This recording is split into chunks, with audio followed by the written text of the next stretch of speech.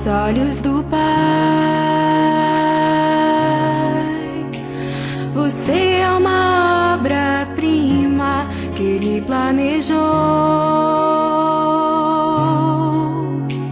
com suas próprias mãos pintou a cor de sua pele,